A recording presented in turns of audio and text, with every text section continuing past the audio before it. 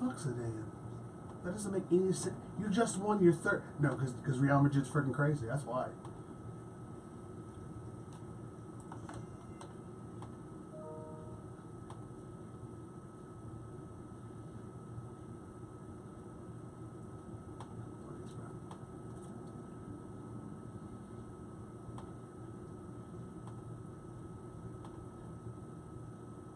And Everton got a new manager too today, so I'm going to talk about that.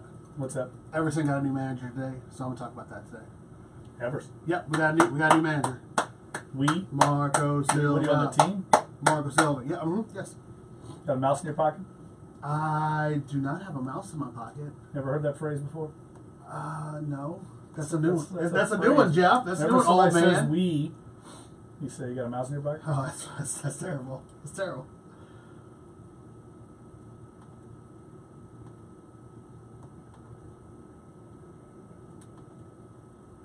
I thought Tim Williamson already left. Yeah, I think that's what we all thought. I thought he was gone.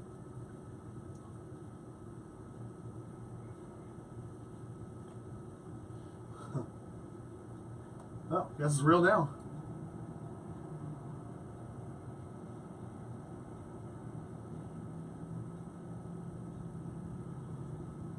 Oh my God, 10 seconds left.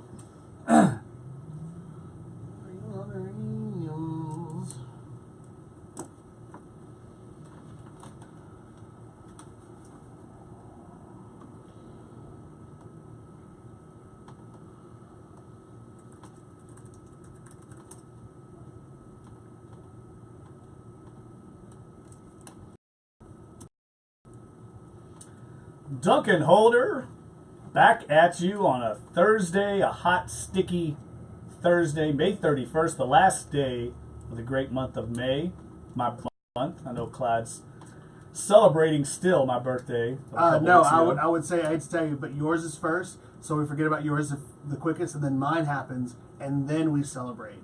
So it's not yours, it's mine. Are you a May birthday boy? Yeah, and as we found out while you were in France, the reason that that we were so similar is because we were born, I think, maybe a day apart. Oh my gosh! So we're really close. So that's why we are the way we are when we're around each other, or at least when we are when we're on air. Well, I think Tauruses are supposed to be. Is that the correct? Yes, term? that's correct. Yeah. Tauruses. Mm-hmm. I think plural of Taurus. Yeah. We're supposed to be stubborn and bullheaded, right? Yes, absolutely. We always think we're right. It's pretty much true. Yeah. We are always right. Yeah, that's also true. I don't care what Larry says. All right, the crew's been broken up again. It didn't last long. Larry Holder, co-host extraordinaire, is out on assignment. He's out at the Saints Organized Team Activity, OTA, practice as I call it. And he's going to report in with us in about 20 minutes, give us a report from Saints camp.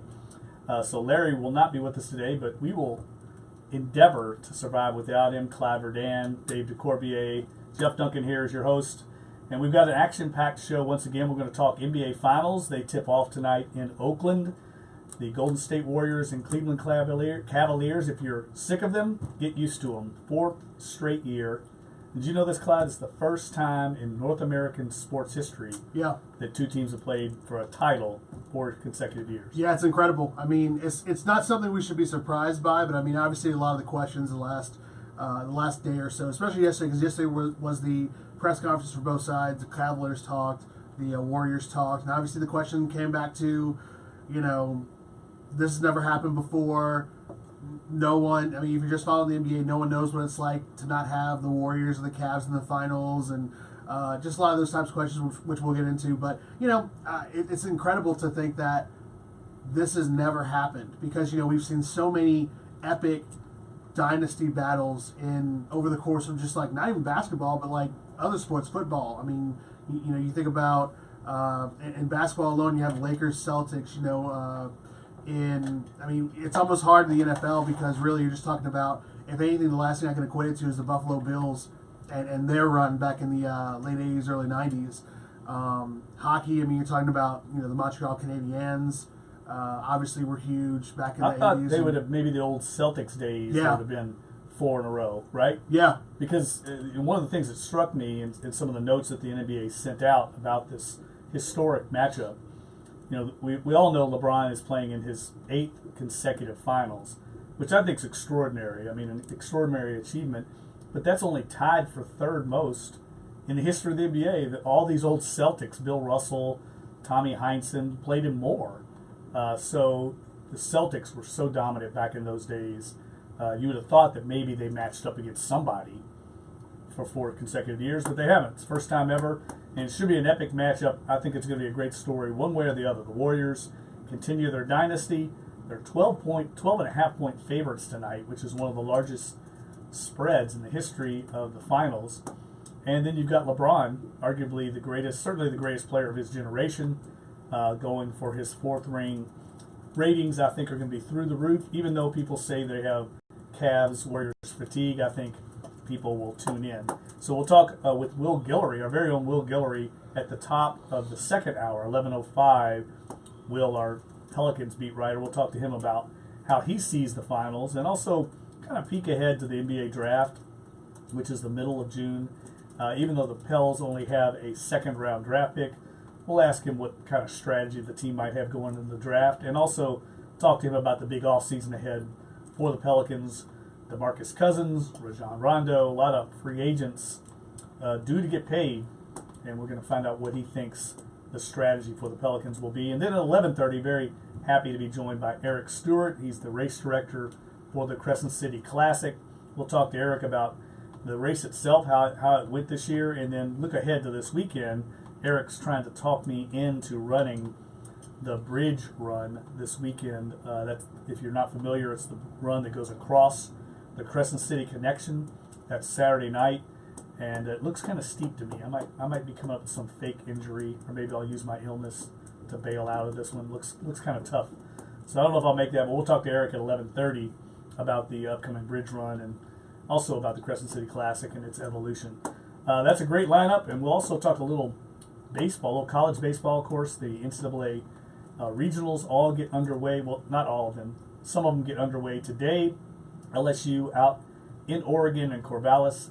They open up tomorrow against Oregon State. No, they don't play Oregon State, but they open up tomorrow, and we will talk to Brody Miller tomorrow on the program about LSU, kind of preview that regional. And Tulane baseball making some news today. It hadn't been officially announced yet, but they hired Daniel Latham as their pitching coach. That didn't take long, Clyde. I mean, it literally, 4 days later, they make a move, and it's, from all accounts, this is a home run hire. Yeah. It's a former closer for Tulane, coming back home. He coached 7 years for Southeastern Louisiana. They were ranked among the top 30 pitching staffs in the country this year.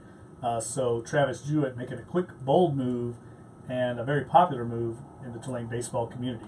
Yeah, I mean, when we talked at the end of the season about what Tulane was going to be able to do, or what they were going to have to do to really get into looking for a new pitching coach, they could have gone any number of places. And when any time that you use a national search, it's usually just a smokescreen for there's probably already a person in mind in terms of either someone locally or someone that you've had some kind of familiarity with that will likely be joining the staff that has ties to either the head coach, has ties to the school, or is an up-and-coming name that people have been talking about. So this isn't a surprise. As you said, obviously, Southeastern, which has been a staple good program in the Southland for a long time, specifically since the turn of the 2010s for sure. Southeastern baseball has been a quality program. So, like you said, top 30 in ERA nationally from 2014 to 2016.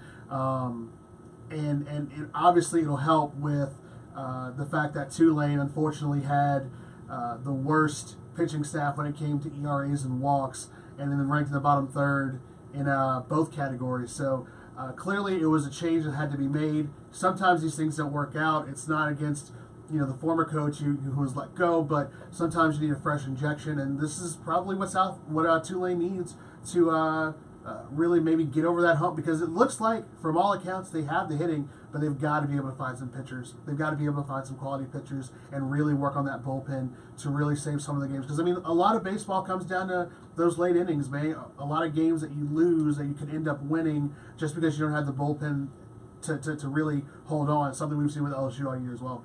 Yeah, obviously it's a very popular move. The early comments that we've seen on the NOLA.com story we have up, all positive Bringing home Daniel Latham, I think, is going to be a popular move for Travis Jewett, and one that he clearly had to make after the season that he just endured. We forgot to mention yesterday on the program, Clyde, that Tulane basketball added a transfer. Jordan Walker transfer in from Seton Hall, and he played with a couple of players on the Green Wave roster already. He's rejoining his teammates from the Patrick School in New Jersey. He's a point guard. Didn't have huge numbers at Seton Hall, but that's a big program, obviously a very good program. Yeah, in the Big East. Yes, and Mike Dunleavy bringing in a point guard for the future, and that's become just an incredible trend in college basketball. I guess it's becoming a trend in all of college sports. Players transferring. I mean, it seems like it's at an all-time high right now. Not only in college basketball, it's even increasing more in football now. LSU bringing in Joe Burrow from Ohio State. I think they brought in a cornerback from Stanford, right? Mm-hmm. They've got a number of guys, and I like the fact that players now are allowed a little more freedom to transfer and not get stuck in a difficult situation. I like that flexibility for the student athlete, but it is kind of crazy. You'd like to see some of the programs, I guess, have higher retention rates. But this is just the name of the game now. Everybody's trying to position themselves for the best fit for them. Yeah. And when coaches change, I think athletes should be able to move on. Yeah, and I mean it's the idea that specifically, we talk about transfers. Tulane also got a grad transfer offensive lineman, Noah Fisher. He was at South Alabama, and now he's joining Tulane for the 2018 season. He's an offensive lineman. So, you're right. It's one of those things where, I mean, for a sport like football, I mean, where you have,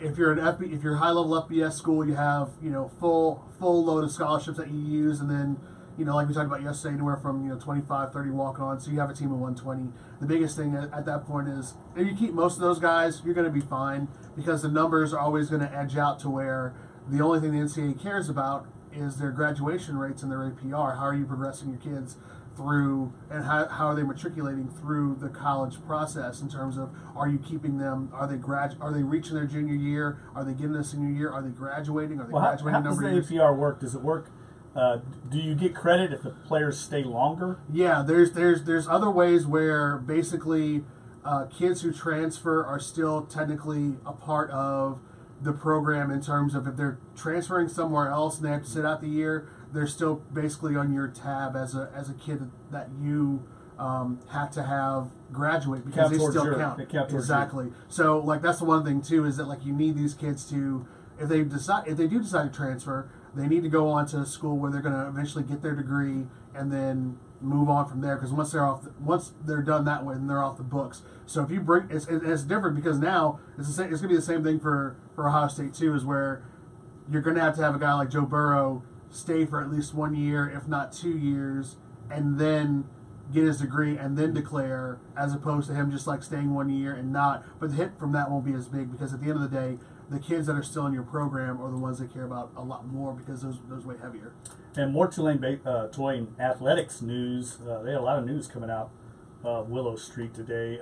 Tulane football season opener against Wake Forest. That's August 30th at Ullman Stadium. Will now be televised on the CBS Sports Network. So good news for Green Wave fans if you're out across the country and can't get to New Orleans to see the game. That game will be on TV. You'll be able to catch it on CBS Sports Network. 7 p.m. kickoff, so a night game at Ullman Stadium. That's going to be a good game. Wake Forest, nice season opener for. Yeah, Wake Forest had a great season last year too. They had a great season. So it's going to be a really, really.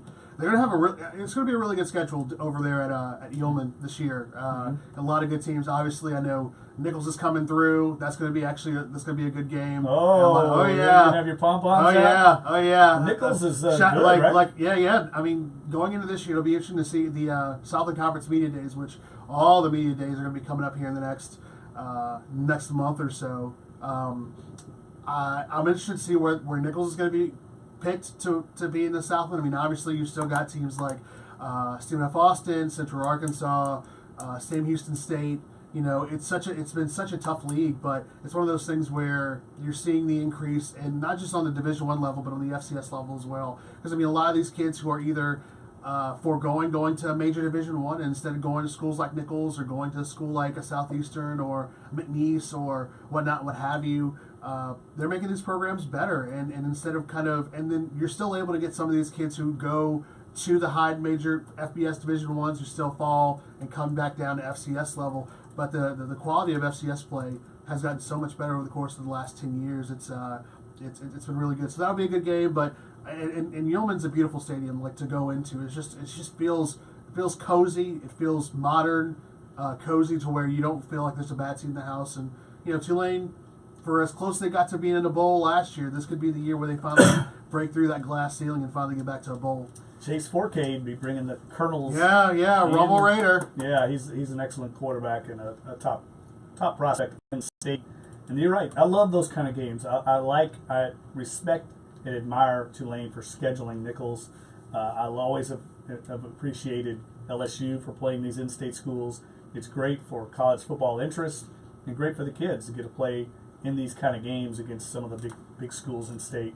So it should be a great matchup. All right, let's take our first break. When we come back, we will talk to our very own Larry Holder, who is out at Saints practice, organized team activity, as they call it, and we'll get Larry's take on today's festivities. You listen to Dunc and Holder, Sports 1280, NOLA.com, the iHeartRadio app. Stay with us.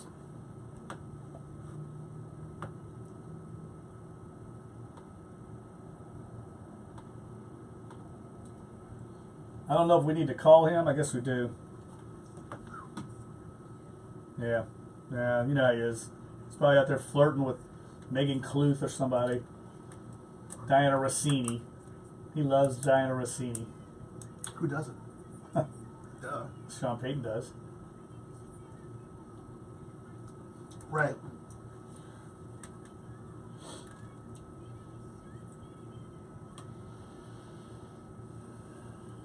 I think I'm over the hump on my...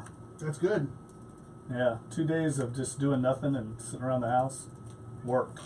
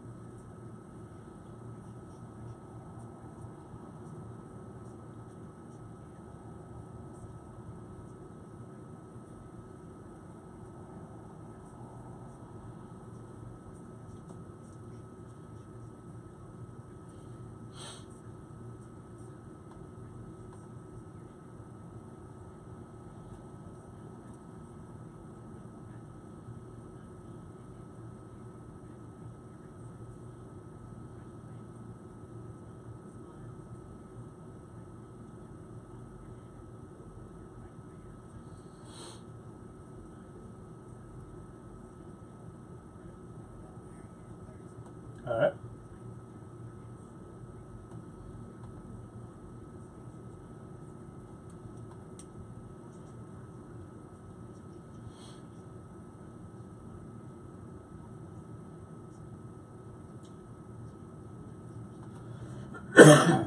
$350 comments on Tim Morris's column on the national anthem.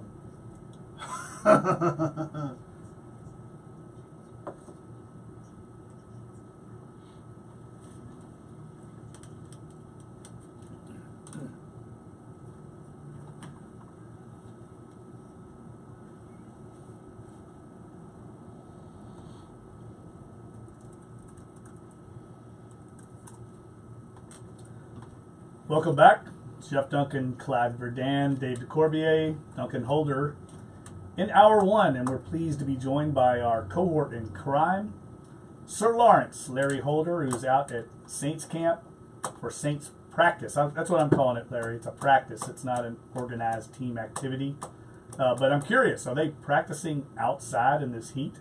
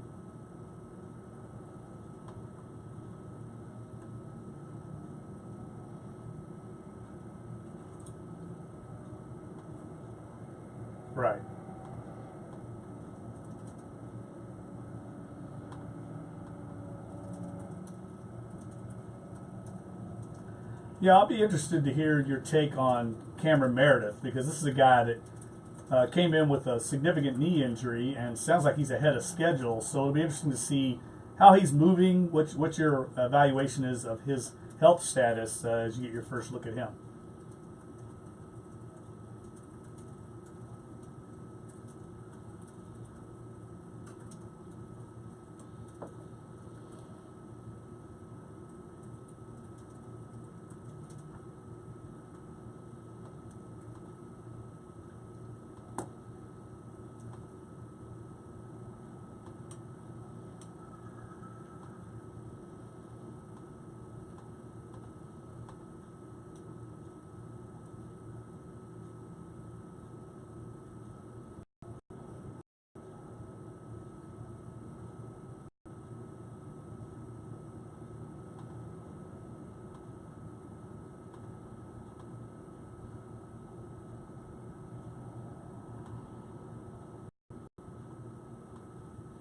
Yeah, the other thing, Larry, that I think's been a little overlooked this all season. It's easy to overlook it, but I do think it's a positive for the Saints.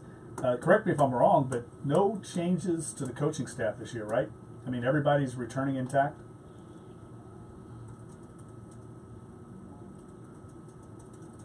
Right. Correct.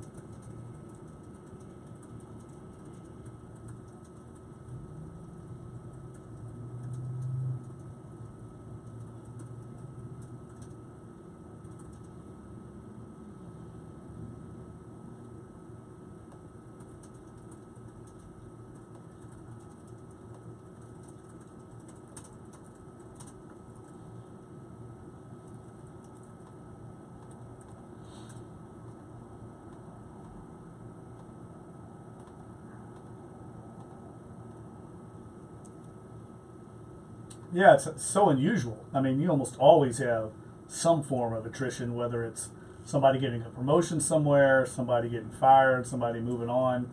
That's one of the few times I can ever remember that you haven't had at least one person on the staff. I know Wistoff we don't know about, but definitely should work in their favor, because that means the systems should stay intact. No one's going to be learning anything new. The players I'm talking about, they can kind of they'll have a familiarity with their, not only their position coach, but also the scheme that they're running for so many years, especially on the defensive side of the ball. We saw so much turnover in the defensive coordinator this past off season. Going into the past off year, we had two or three new coaches on the staff on the defensive side of the ball. So that's an underrated factor, I think, in the Saints' look ahead this season. One other thing I wanted to ask you about, I guess you haven't had a chance to put your eyes on anybody yet, but obviously the rookie first round draft pick Marcus Davenport, that's got to be a guy you're going to be wanting to watch, just to get your eyes on the guy for the first time.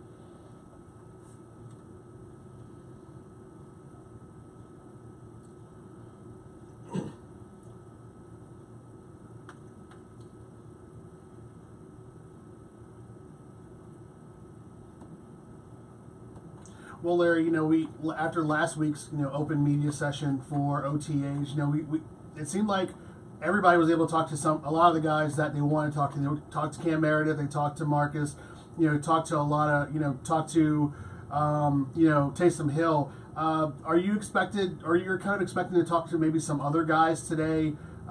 Maybe guys that like we've been talking about, guys who are maybe coming back off of injury, looking to get some more work in, going through actual full team workouts that maybe weren't available last week, just to kind of progress that notion that the key guys that the Saints are expecting to step up next year are on their way back to full health and on their way back to being full contributors by the time mini camp starts?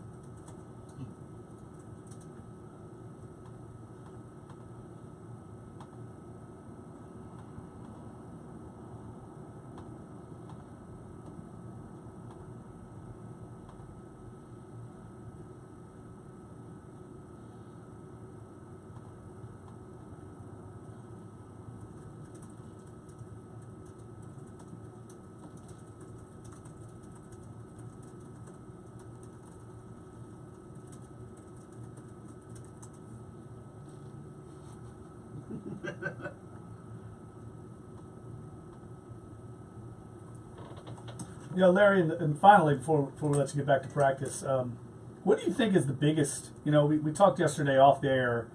Our colleague Pete Prisco had a nice file on CBS Sports.com asking a single question, the biggest question in each camp for 32 NFL teams, and he had his take on the Saints. I'm curious, what do you think is the biggest question mark for this team heading into this season?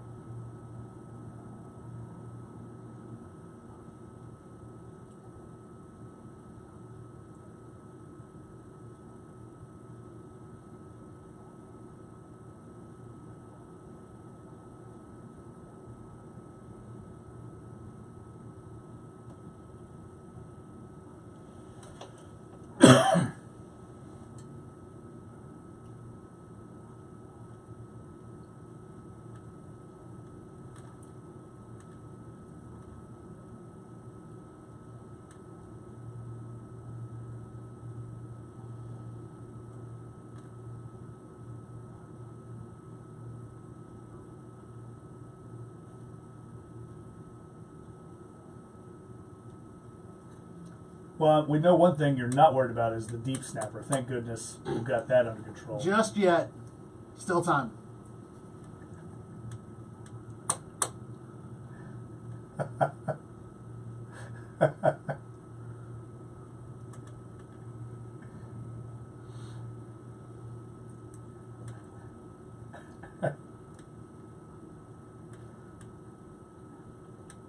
I got you.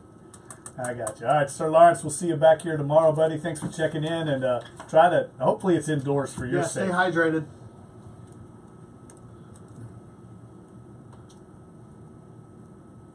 Oh.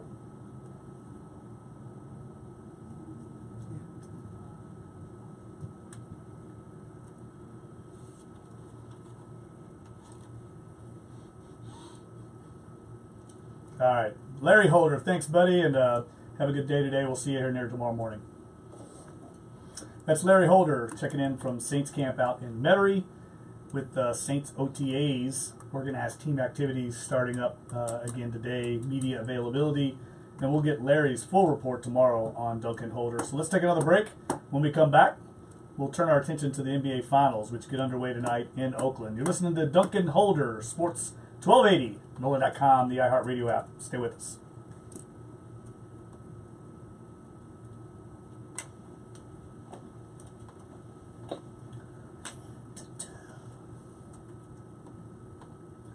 I know. I can't hit that note. You can't hit that note, dude. Especially with my voice gone. Yeah. My voice is gone. I'm leaning on that. I'm sticking to it. Just to lure you all in for the Light Rock Express night, I will have an open tab at the bar under my name. So that is a dangerous thing, dude. drink on me. My wife is gonna say you can do it once. I'll be like, forget that. We're ordering all night. Just letting you all know. I'm pushing up my it's next Saturday. Next Saturday. Yeah, I'm pushing up my anniversary dinner for this. I love it. So You guys we're are gonna going to have the a blast. anniversary dinner and then coming to that after. It's gonna be perfect. You'll have good food. Yeah, I'm gonna be on a steak hangover for sure. Where are y'all going? No, I'm pretty sure we're going to La Boca. Oh my God, I love La Boca. Yeah, that's what So it seemed. good. Yeah, that's what everybody says. It's like, Yeah, man, those steaks, they little medallions, they slice them up. yeah, So good. yeah. That's where everybody like. We're like, yeah, we're gonna go there. That's a good call. We're gonna go there and Yeah, they and just do it cruise big. right on uptown. I know Dave might have trouble finding uptown because it's like the elite area. Oh, it's the elite area as opposed to where do you live, Dave? Trust me. Where do you live, Dave? The Kingpin is. Oh, he's in the Terry. Metro. He's in the Terry. Metro. Trust me, the Kingpin. Oh, so you're at the base end of like veterans. The Kingpin is. Ramses. It's anything but elite. Yeah, literally, you are at the joint point of like The Kingpin is like a Kinnebra dive and the bar. Metro, which is really the best way, but it's got the most funk.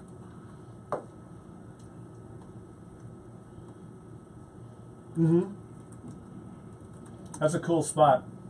Yeah.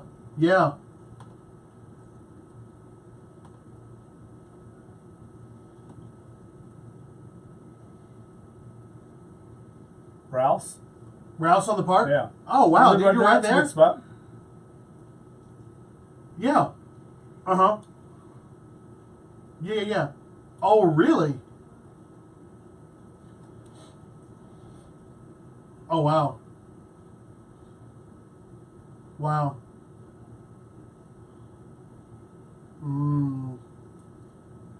Yeah, he just rents it out. Yeah.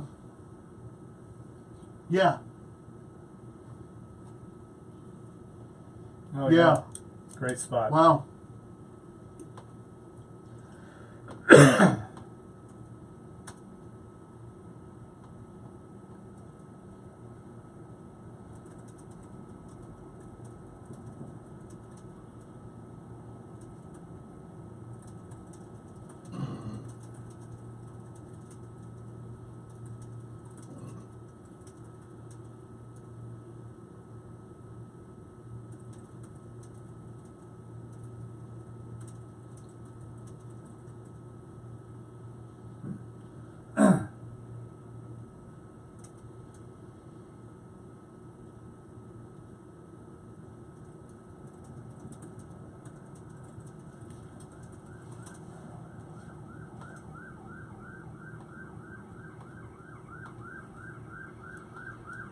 Welcome back, Duncan Holder.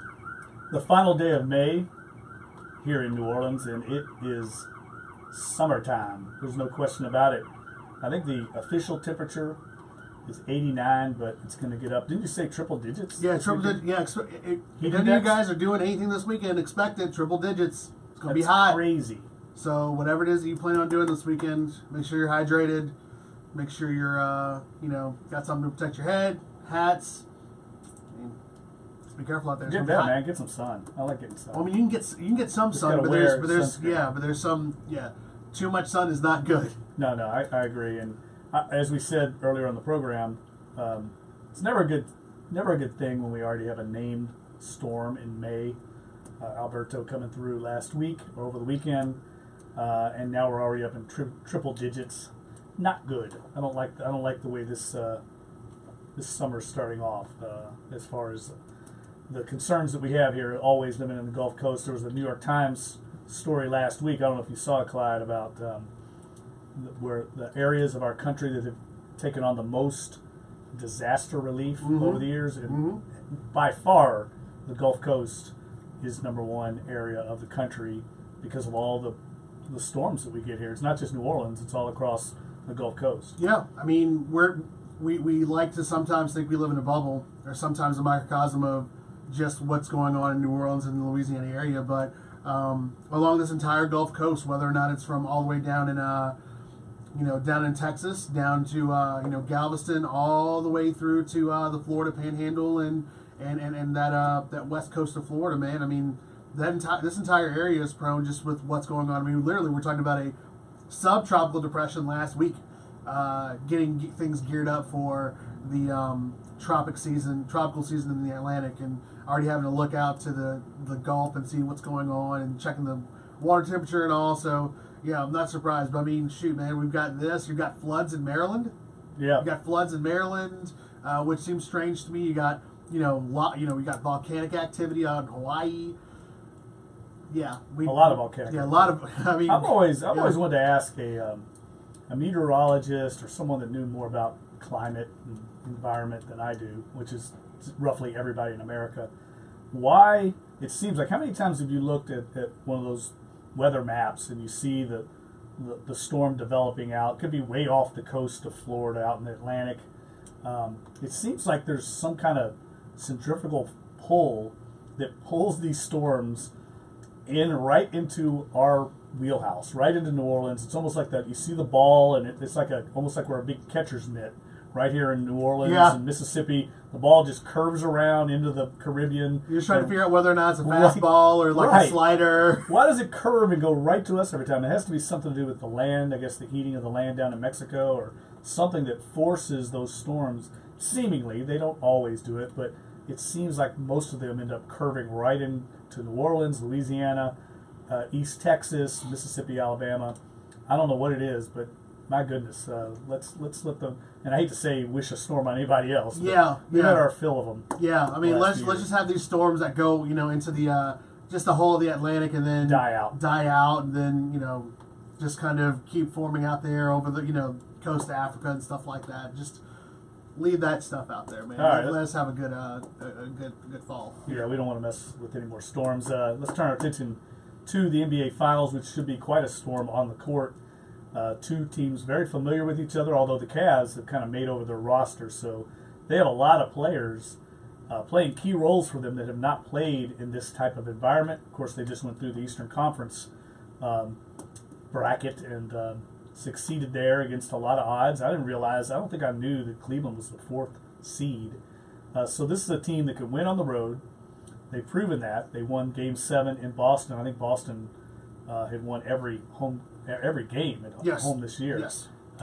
Went there, won Game 7. Been a whole new challenge for the Cavs, and they are, as we said, 12.5-point underdogs. Let me just put this in perspective for you, Clyde.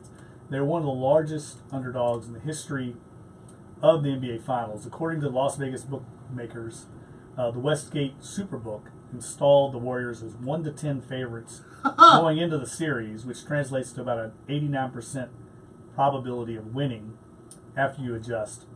It says using the archive numbers, which go back to 1998-99, the only finals matchup more lopsided than this one came in 2001 when the Lakers had a 94% probability of beating the Philadelphia 76ers. Now here's the thing, of all the NBA Finals, the way it's set up is a 7-game series, best of 7, right? Best 7. It's almost impossible for the underdog to overcome that. It's not like the NCAA tournament where you could win one game, somebody gets hot, and you win in an upset. It's very difficult to win as an underdog, a gross underdog, the way the Cavaliers are. As a matter of fact, in the history of the NBA, of the 10 biggest lopsided finals, according to probability to win, all 10 of the favorites have won, and won pretty easily.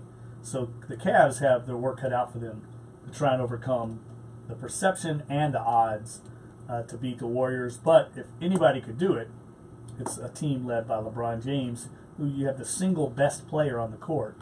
And when it gets to the fourth quarter, if the game's tight, he's the kind of guy that can win a game single-handedly. He did it just 2 years ago against this very team. He did, but at the same time, though, what we don't take account of that is the fact that really he's going to need some help. And obviously, Kevin Love is still he's still day to day. He's still a question mark for Game 1. He was out of practice yesterday. He was at shoot around. He got some shots up. So there's a good possibility that he could be back on the court. You hope that being in the concussion protocol and missing the last 2 games of the Eastern Conference Finals help. But man, one of the most interesting things about this series and what feels so doomsday-like for the Cavaliers is just that everybody wants to talk about how LeBron James only needs a cast of whatever in order to be successful. But that could go for anyone. Everybody needs a competent supporting cast to be able to win. If you want to take away the fact that he's gone to 8 straight finals, then you can do that, but you'd be poorly mistaken by doing that, because one of the things I really take into account is the fact that unless you've been in the situation on what it feels like to be in a final series, to be in a championship game-like atmosphere, you don't realize how much work, how much physical toll-taking work it takes to get to that point. And I haven't done the math, although I might do the math maybe in one of the breaks, but Rachel Nichols asked this to Steph Curry yesterday. They played since 2015. The Golden State Warriors have played 400 games.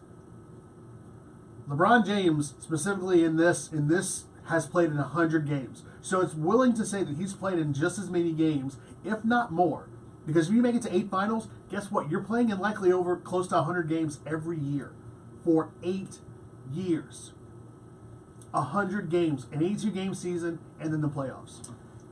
That's going to take a toll on anybody. And regardless of whether or not, we're talking about, how tired LeBron looks, I'd be tired too if I've played close to maybe 1,000 games in the last 8 seasons. Well, that's when the head coach and the staff comes into play, getting these guys rest, using minutes. We saw it with Alvin Gentry this year, trying to steal minutes here and there for Anthony Davis, not to wear him down. They've got to have the big picture, the long game in mind. But that's such a taboo thing, though, because But now the that's NBA, off. But the NBA but the NBA had to turn that off too, because there were too many guys sitting during the regular season, and guys had to get rest, and we're thinking about the postseason, and now that's why we elongated the season or started earlier, so that there are fewer back-to-backs, 3 games in 5 nights, that kind of thing. Now there can't be any of that. There can't be, you told us that you guys were tired, that your stars needed breaks. Well, we're going to start the season earlier. The All-Star break's going to be longer. We're going to try to elongate the playoffs, but shorten it just to where it's not taking 2 months. And there's no reason to sit your stars, because that's what people want to come and see. You don't have to sit them. You just got to rest them during the game. But it's hard to do that for the Cavaliers when you're talking about, you take LeBron off the court. You're talking about any smattering of Tristan Thompson. Now, you're talking about any smattering of Tristan Thompson, J.R. Smith. J.R. Smith. Those guys are good players. They're good players. But to make them look like all-stars in this iteration of the NBA is a farce. I mean, we're not talking about Dennis Rodman. We're not talking about Shaq or all the rest of these guys that LeBron doesn't have. And I mean, it's not the same thing. It's not the same thing. I'm not saying they're not good. And I do agree with the fact that if you're in the NBA, you are a good player. But you cannot tell me, you cannot look at the rosters of the Warriors and the Cavaliers and tell me that is not a difference. All right, we'll continue this discussion after this break, because I got a lot to say about that. Duncan Holder, Sports 1280, NOLA.com, the iHeartRadio app. Stay with us. I'm going to find what Alvin said about it. Alvin just talked about this. Hold on, I'm coughing.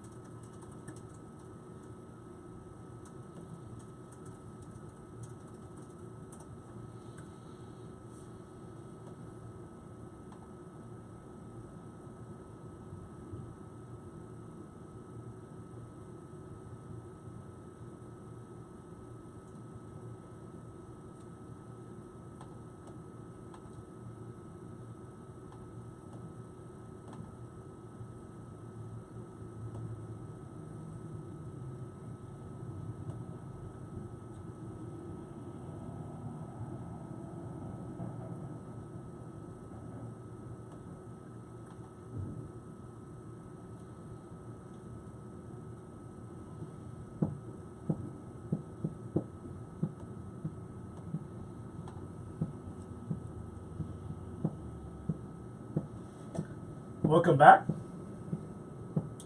Going old school there. Dave DeCorbier spinning the wax behind the glass. Good call, Dave. There's a great story on, I think it was Rolling Stone, about Living Colour and their first album and how it's severely underrated comparatively to, obviously, Cult's Personality, which is so big, and how monumental it was at the time, not just for... It was monumental. Not only just for them, but obviously showing the fact that, like, you know, brothers can do a lot more than just play R&B and blues and funk. Like, you can also rock out pretty well. Yeah, no doubt about it. I think it's kind of changed perception a little bit when Run DMC merged in with Absolutely, yes, and merged rap in with hard rock. But they had a lot of. I mean, they had a lot of that stuff too. I mean, if you listen to Rockbox, Rockbox has nothing but. I mean, that's actually one of my favorite non regular hip hop beats. Just the fact that you can use an electric guitar like that to be able to power a hip hop song like that. Beastie Boys did a lot of that too. Yeah, of course. Beasties, No them. Sleep Till Brooklyn. Yeah, Beasties, Run DMC, LL, a lot of those guys. Yeah. All right, going back to our conversation. Alvin Gentry was on ESPN this week, ESPN Radio. ESPN TV, I'm sorry. The Get Up morning show that's kind of new with Michelle Beadle and Jalen Rose. And he was previewing the NBA Finals. And he was asked of, how he thought, of course, it would shape up. And one of the things he said, going to your point, he said there's a negative perception out there that the Cavs are LeBron and a bunch of scrubs. And Alvin Gentry said, quote, "I do think that we negatively talk about the supporting cast. The supporting cast is pretty doggone good. And I think you're going to see them play a lot better in the finals because I think all the pressure was on them just getting there. Now that they are there, I think they will see those guys play a lot looser. I think LeBron will trust them more. And I think you're going to see a good series. I really do. He thinks it's going to be a lot more competitive than most people believe.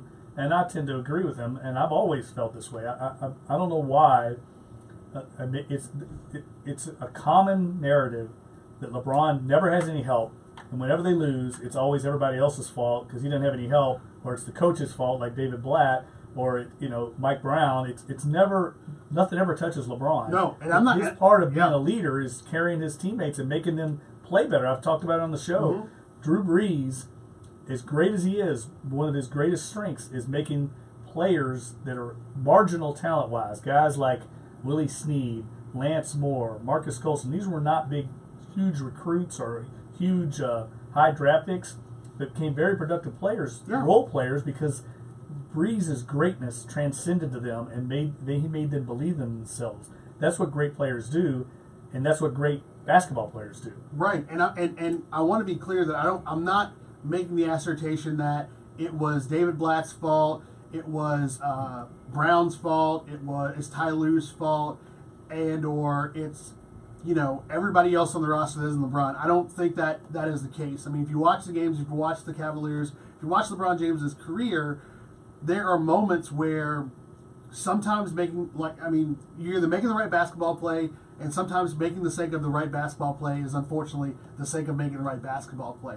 But when it comes to dissecting the game and realizing that if you have a roster like the Golden State Warriors, where you have a Klay Thompson that could be a number one shooter on someone else's team, where you have a Steph Curry who can lead a team by himself, where you have an Andre Iguodala who's a defensive standout who, by all accounts, is probably going to miss the series. That's going to be huge because that's one lockdown defender that they could have sent LeBron, that they could have shelved for somebody else, but now they're going to have to talk about who they're going to get out there to try to get JaVale McGee. They're going to try to put him out there. They're going to try to put Kevon Looney out there. Who are they going to put out there outside of Draymond Green? And they're going to need to throw different guys at him.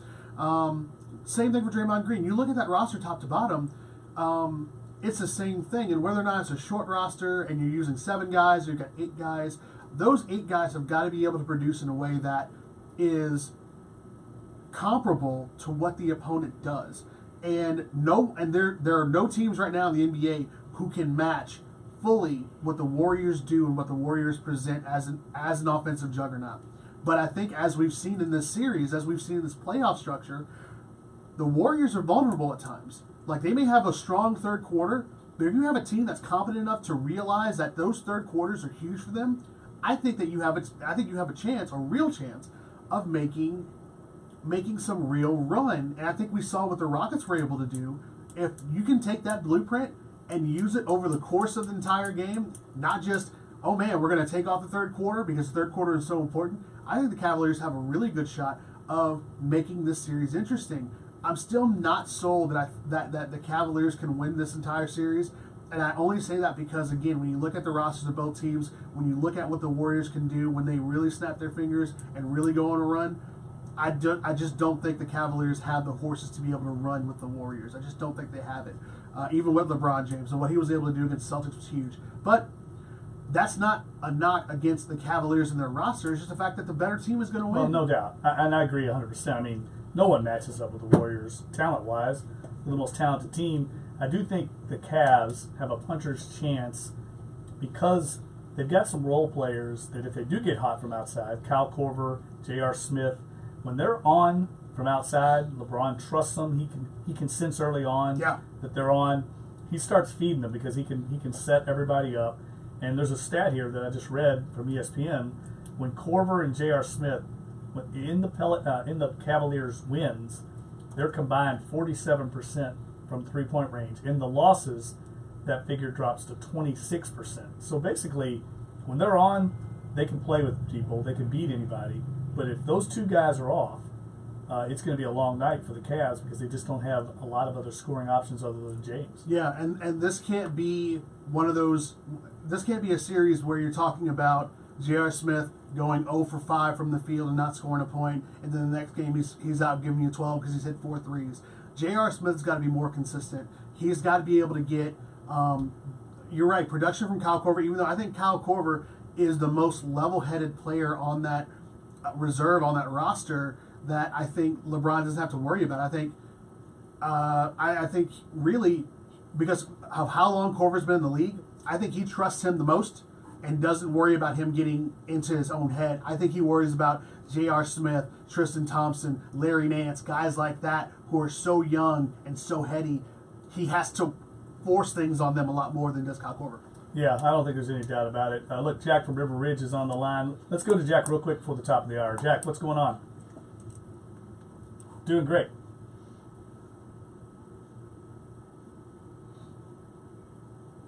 Yeah.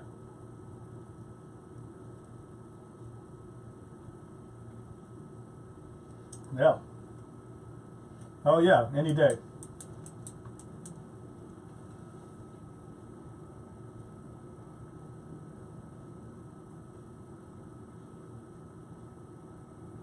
Yeah.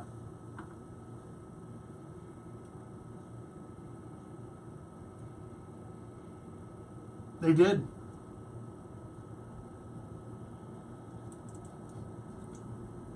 That's true. All right, good points, Jack. And look, I'm not riding on LeBron. I'm just trying to point out, I think great players make great players better around them, turn them into great players.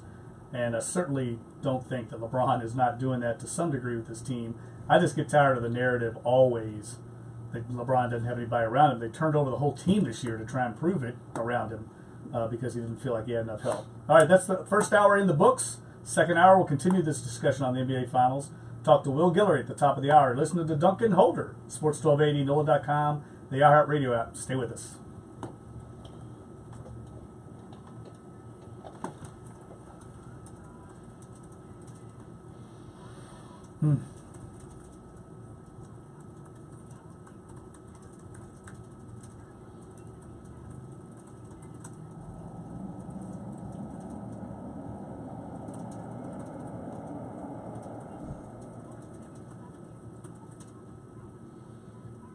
I mean, that's a little unfair comparison, too. What is? He's talking about the 1 year with Jordan. I mean, Jordan, they had the whole team, and then he left to go play baseball, and then they came back.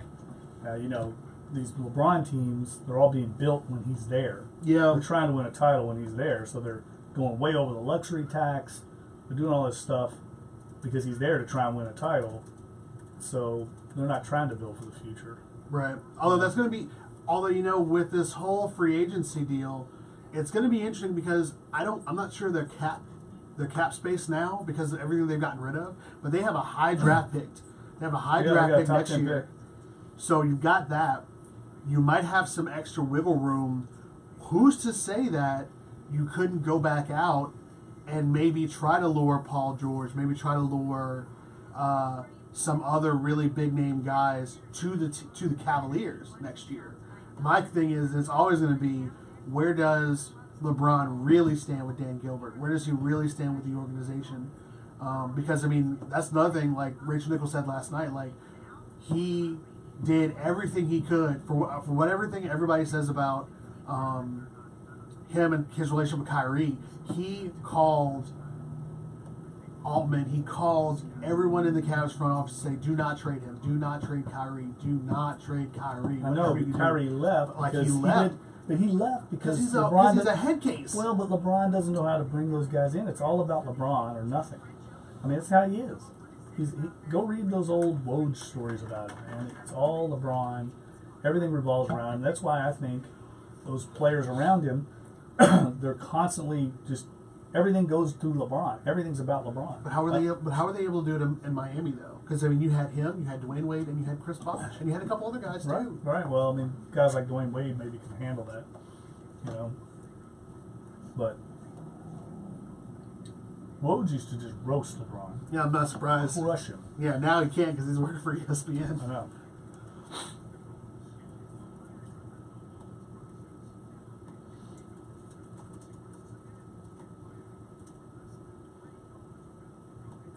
This has got to be the slowest week we've ever had as far as what. Yeah. I mean, there's nothing going on. Yeah, there's nothing going on, man. I've been like trying to invent. I got to write a story on Saints uniforms and get something up. Not exactly breaking new ground there.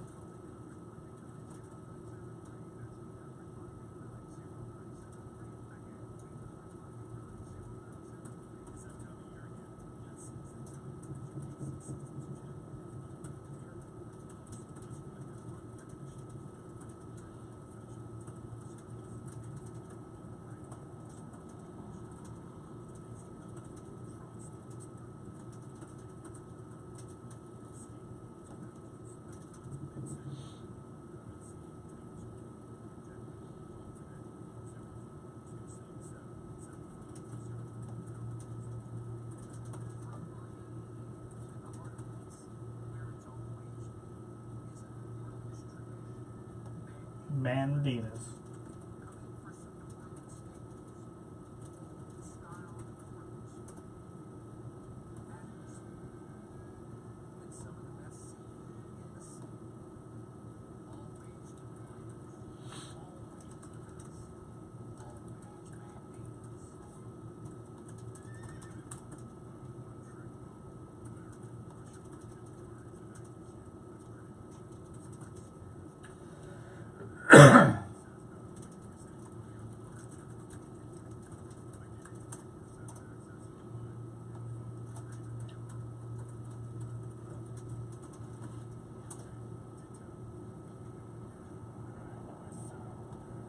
What if Nichols beats Tulane, man? That would be.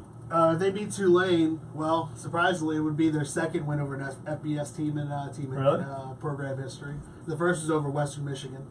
Weren't they beating like Georgia last year? They were beating Georgia 2 years ago. They were beating A&M last year.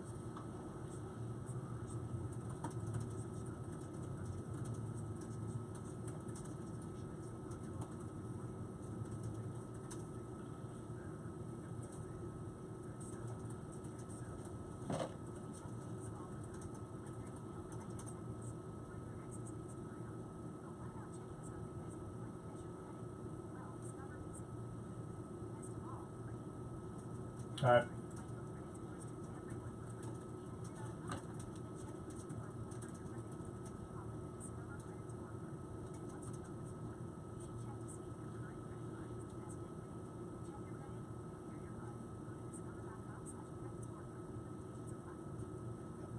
Beautiful.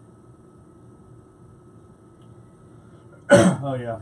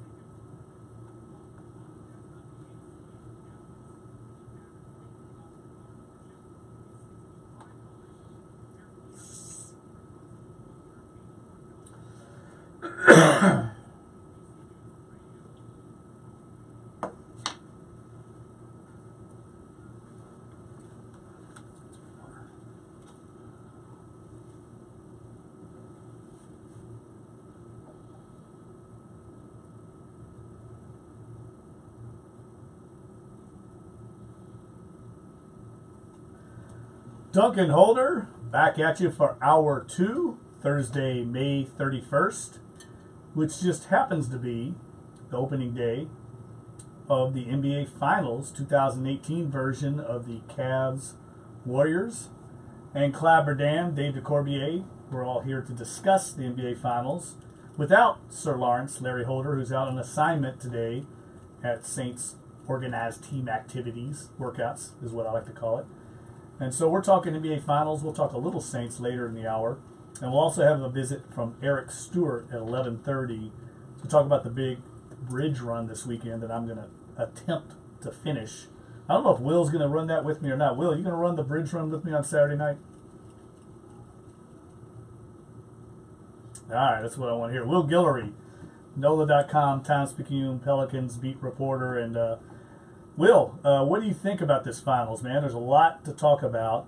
I'm not sure Cleveland's got enough around them to beat the Warriors. The way they finished that series against Houston was really impressive. But if anybody can do it, let's face it, it's LeBron James, the best player in the league. What is your thoughts on the series?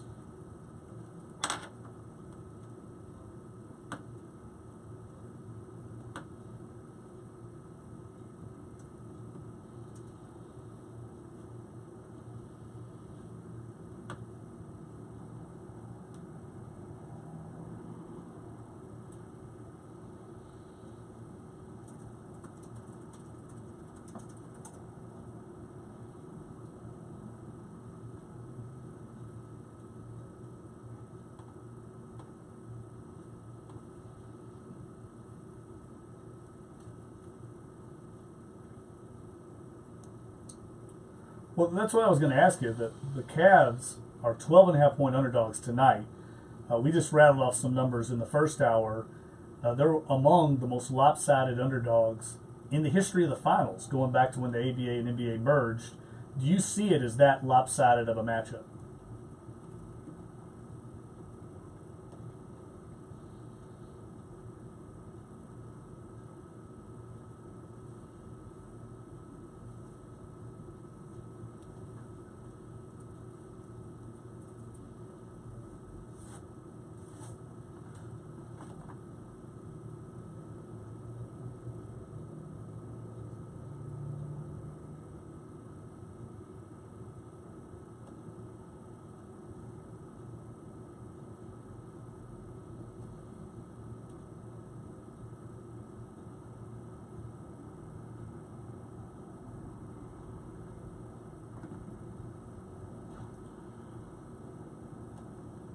You know, that's what we were talking about, Will, before, in the last break before the top of the hour, was that even from the series that we had with the Warriors and Spurs before, and then watching basically what happened to the Pelicans in the other series in the quarters, this Warriors team is a little bit of Jekyll and Hyde, but it's one of those things where they can cover up that one side really, really well when they get to the other side and when they get roaring offensively. It's not far-fetched to say that the Warriors, even though they have obviously just killer pieces and can just turn on at any time, are completely invincible.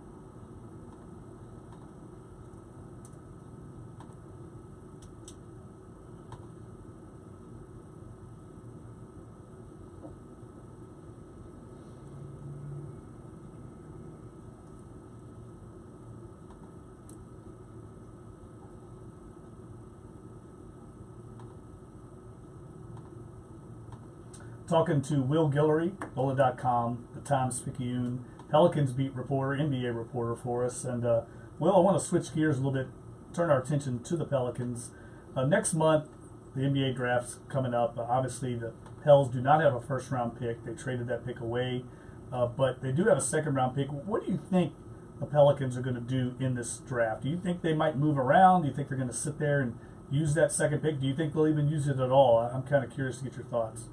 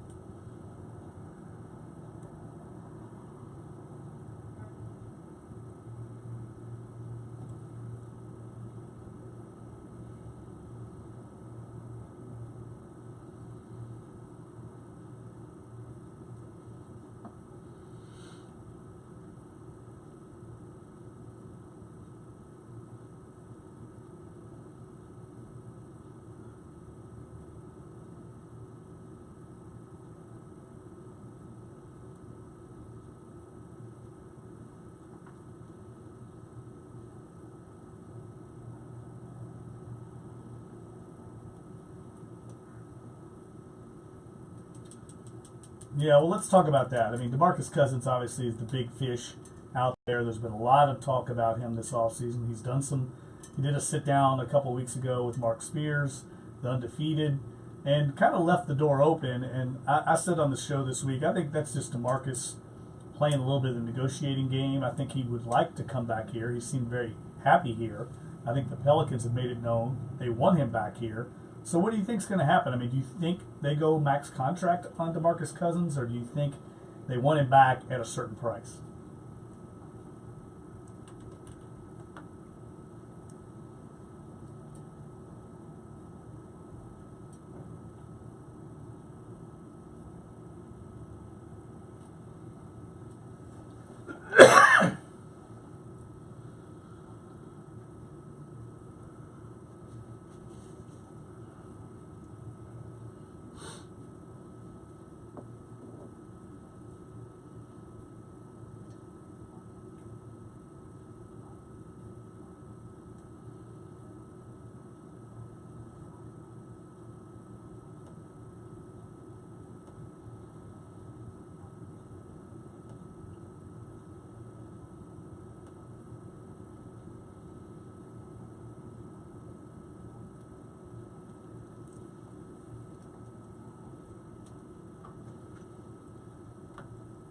Well, I guess the good thing is if he's doing, Zatarain ads on Instagram, that at least is giving us some, at least a little bit of hope that he still, at least if anything, loves the city and loves the food. But yesterday on the ESPN did their mock draft, and they talked a lot about a team like Dallas that has the cap space. It seems like it's going to be a very interesting summer for teams that do have the cap space, but not necessarily are teams that are in the moot or in the area to contend yet, that are going to have the most money. How do you think that's going to play in with the negotiations all around? Because it's going to be, do you take the money and do you take the most money, but you go to a team that isn't ready to contend yet and has to figure out how to do that? Or do you stay with a safe bet, maybe not get the max, but still get a hefty pay increase, and you get the chance to rehab and come back to a team that is looking more and more like they're starting to get in that upper echelon of the Western Conference?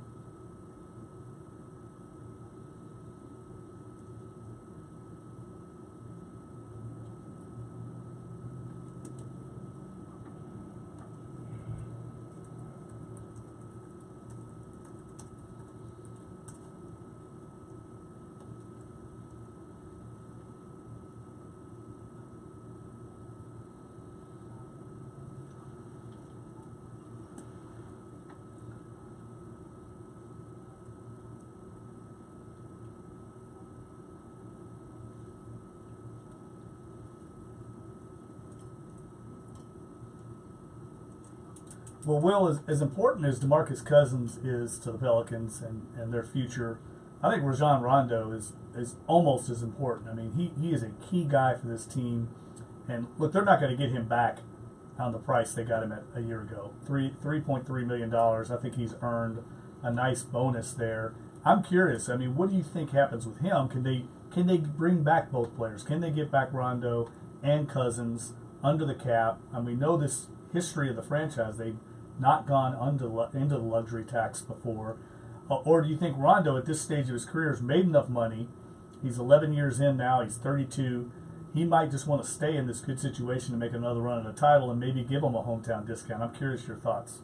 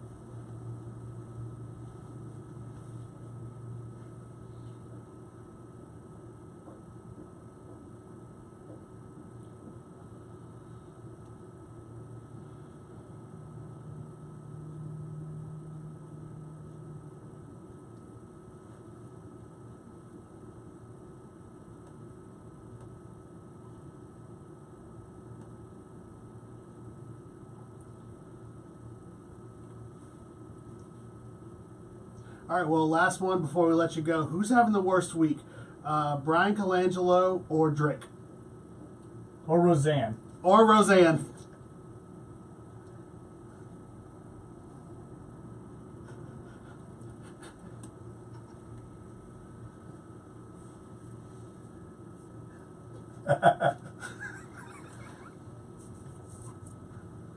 I tell you what, if anything, we talked about how tough it is in these summer months to like find things to talk about. But man, if that story couldn't have came at a better week, at a better time, because I can tell you right now, the finals start tonight. We're gonna have that the rest of the summer. The draft, man, can't ask for much better NBA swear than that.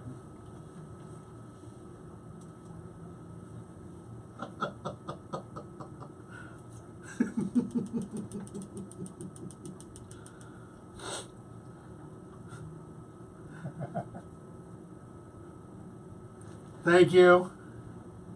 Appreciate it, dude. All right, Will Guillory, thanks for joining us, my man, and have a good week, and we appreciate the insight as always. Will Guillory, thanks, buddy. Will Guillory, the best in the business, man, with the Pelicans 24/7, does a great job on the beat, and always has great insight on the NBA. All right, we'll take a break. We come back. We'll continue this discussion on the NBA Finals, and maybe even go into this crazy Brian Colangelo story. If you haven't heard about it, we talked about it yesterday, but it's one of the more bizarre stories in the NBA. Just when you think you've heard it all, something else comes up like this story. We'll continue it. Duncan and Holder, Sports 1280, NOLA.com, the iHeartRadio app. Stay with us.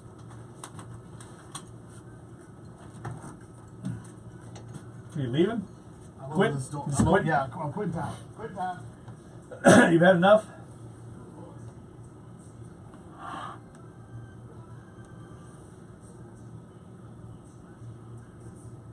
All right, this will be a kind of short one before we call Eric. Okay.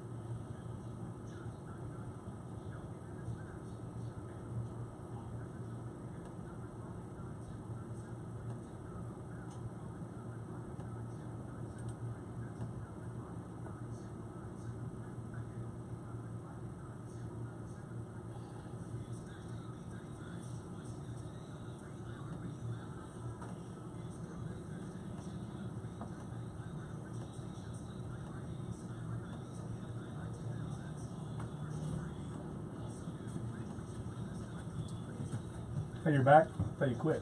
Yeah. I quit for a hot second.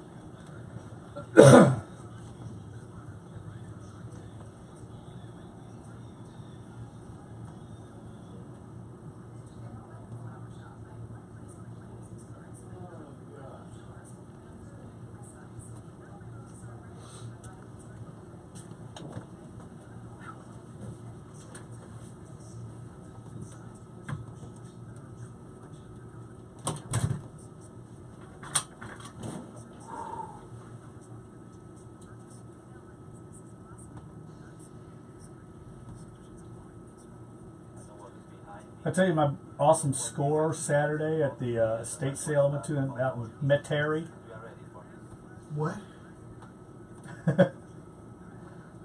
What? It was an estate sale out in Metairie. Okay. I went out to just to get this one item at a bocce ball set. You ever played bocce ball?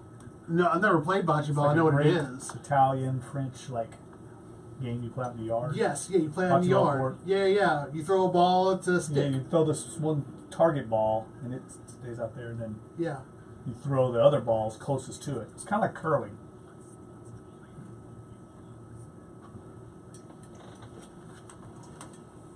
Duncan Holder, back on a Thursday, a sticky, hot, humid Thursday. Yeah. The last day of May. I can't believe we're already in June. I don't know what happened to the spring, but it is gone. Hello, summer. It is gone. It's funny. I kind of do too. I like, I'm a big runner. We talked about running. We're going to talk to Eric Stewart here at 11:30 about the bridge run this weekend. I like running in the heat. I like getting out there. It doesn't bother me at all. I cannot handle cold weather.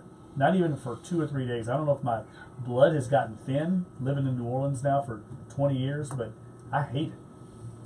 I'd rather run in that than run in what we have going on right now.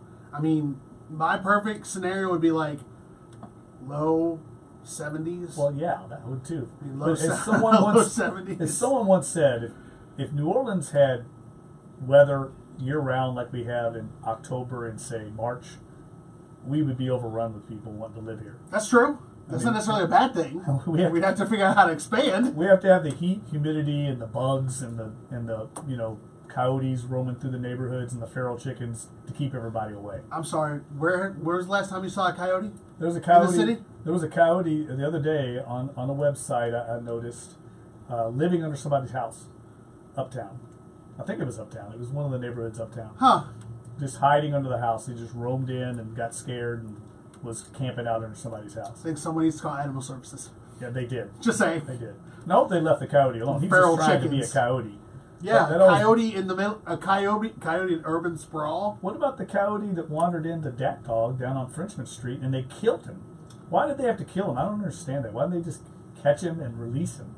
Well, unless that dog had a special the next couple days. I mean, he's just being a coyote. Wandered in, and they have to put him down. Well, I don't think you want to mess with coyotes, dude. You don't want to mess Just with coyotes. trap them. Though. They have You don't want to people- mess. How do you trap a coyote? They know how to trap those animals. That's what they are. They're But how you specialists. trap is like Throw a keep it net in. over him or a blanket or something. I don't think that's gonna work, dude. Throw a blanket over him. Let him go out in the woods somewhere. Let him go live his life. Yeah, Why do we have let to him go do out in away the with woods him? on what? Ferret? On Magazine? No. On Frenchman? Just take him over to Bayou Sauvage or whatever. Just let him go out in the wild.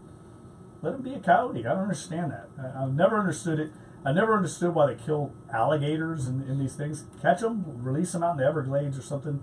Let them live their lives. Why do they Everglades in kill Florida? them? Well, wherever. Yeah, whatever. I'm talking about Florida. That's where they kill them all the time. Yes, true. In the neighborhoods. All right. I want to talk about this Brian Colangelo story. We talked a little bit about it yesterday.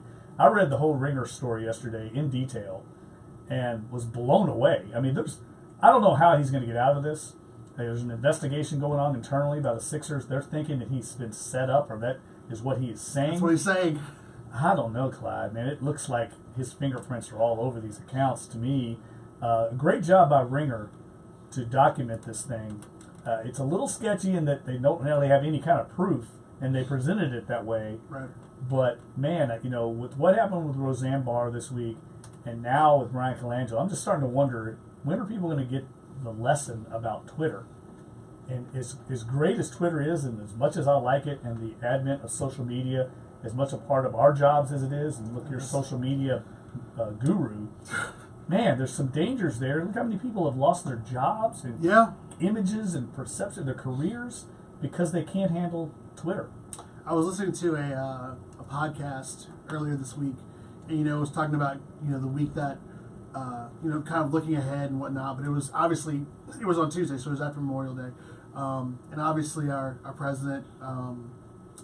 Speaking of can't handle Twitter. Speaking of can't handle Twitter, had a very different message vocally as he did on Twitter, and the conversation was about specifically whether or not people understand that it's one thing to say something verbally in public on television, have it taped and have it live, it's one thing. But saying it on Twitter doesn't absolve you from saying this is going to go out into cyberspace and then it's going to immediately disappear. No, someone's going to find it, someone's going to pick it up, it's going to make the news, depending on your level of celebrity or depending on your level of rank in the country. And you just can't go and think Twitter is going to be some self-closing entity that none of the stuff's going to get out. It's going to get out. And sometimes it can be as silly as saying, I ride for the Cavs. If anybody retweets this, I will buy them a jersey. The football player from the Browns that tweeted out about if everybody retweet, I'll buy a jersey for everyone who retweets this. Yeah, Demarius Randall. It could be something as fun as that. Now, granted, it's got over 900,000 retweets. That's 900. That's close to $700 million. If you go buy, one jersey is $100. He's only making $1 million this year, so he can't do that. They had a nice graphic up last night where how much it would cost to buy a jersey for everybody who retweeted it, and then the amount, the salary cap number for the NFL. Yeah, he's not going to be able to pay it, so it's not going to happen, guys. It's fine. But that's something silly. That's something that even he said he didn't think would be that big. But of course it's going to be big because that's what Twitter does. Twitter finds these things and it blows up and it goes viral and it blows up and it becomes something else. So if you're Brian Colangelo, now granted, there's another story that came out today that says it's a possibility that some of these accounts could have been his wife doing this, because the last two digits of a cell phone number that was associated with one of the accounts was linked back to a phone number for a different company, and it links back to his wife.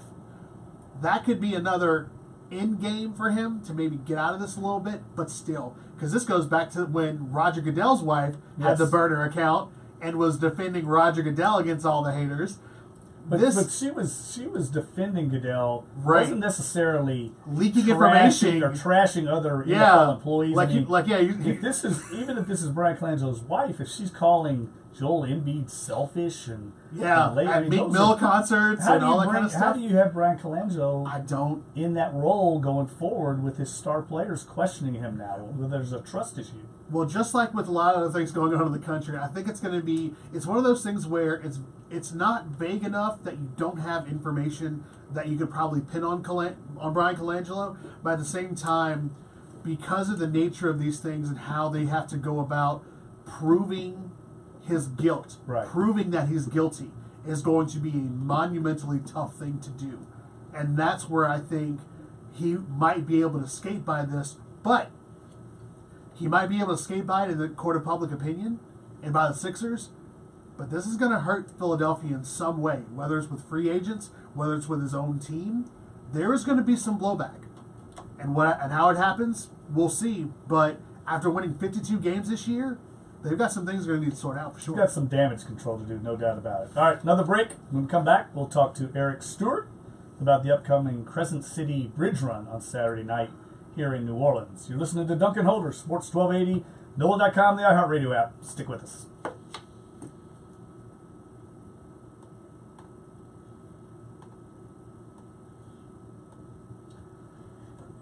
Excuse me.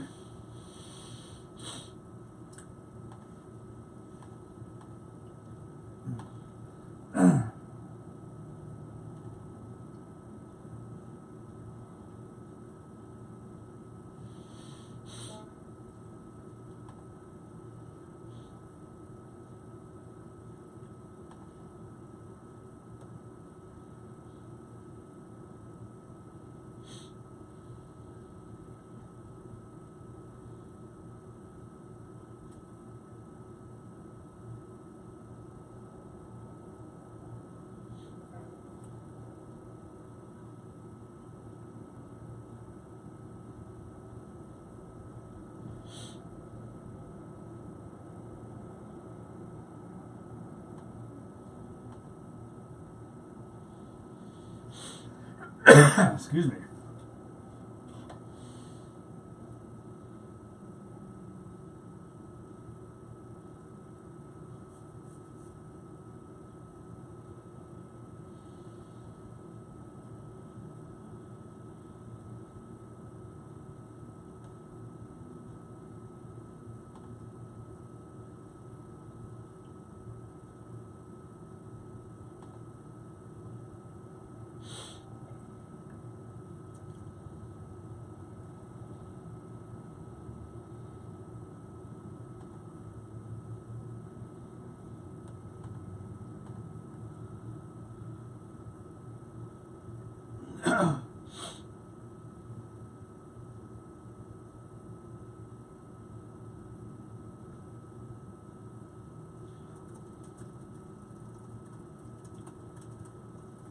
Thank you, bud.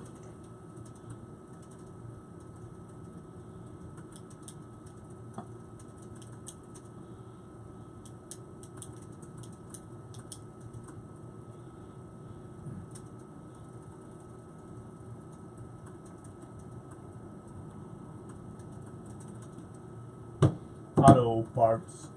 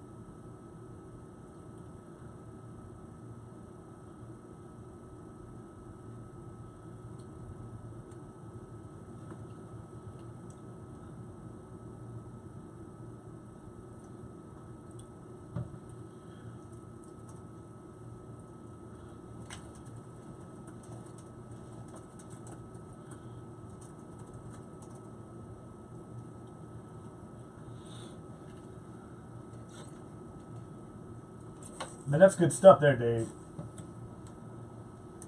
As always, Dave knows how to get to my heart. Playing some good old school music there. And pleased to welcome in Eric Stewart, race director for the Crescent City Classic. Eric, how far back do we go? We go back, man, back to, we meet through Greg Bensel, right? Yeah, I think so. 19 years for me, coming up on the big 2-0. And Eric, I'm excited about the race. I've had a little bit of post-France illness that I've been battling. My voice is a little weak, a little shaky here. Cloud's rolling his eyes at me as we speak.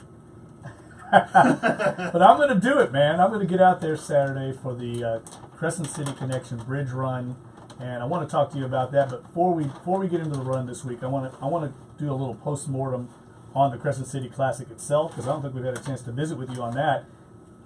40th anniversary. I had a great time. It was a great run. Seemed like a great crowd. What's your analysis? I'm sure you all have had time to talk about how the event went this year.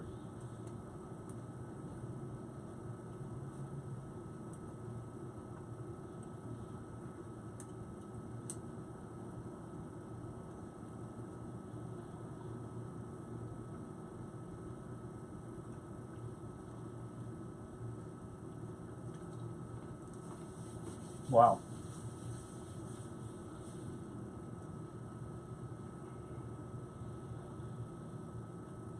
Mm-hmm.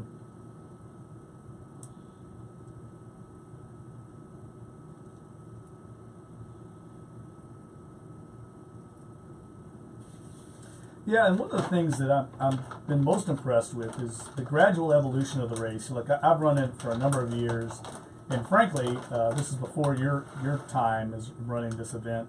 It wasn't a very well run event. It was amazingly popular, but from a runner's perspective and a competitive runner, like a lot of people are in town, the start was always mayhem.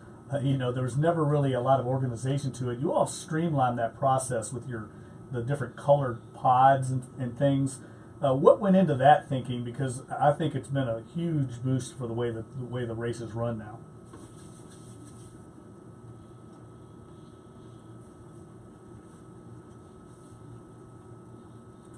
Yes.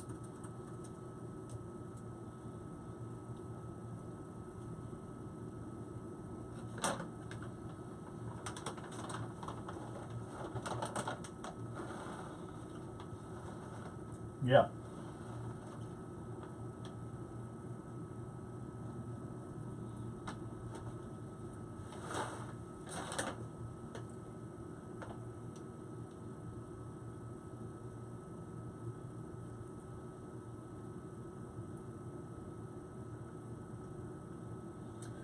Yeah, there's no doubt because you used to always have, and God bless, I mean, I love everybody that runs in the race, whether you're walking or running. It's one of the great community events, one of the great civic events in our city. But there were so many walkers at the very beginning of the race, and as someone that runs, you're spending the first mile just dodging walkers.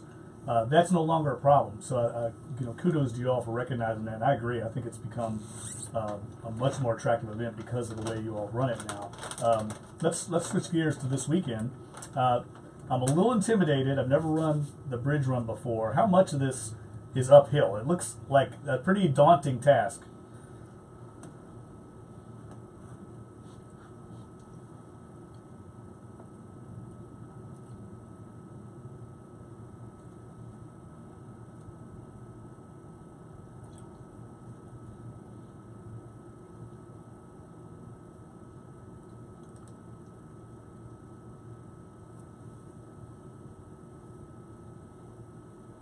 And it starts on the West Bank, correct? Tell people that might be interested in running just go over the course for them.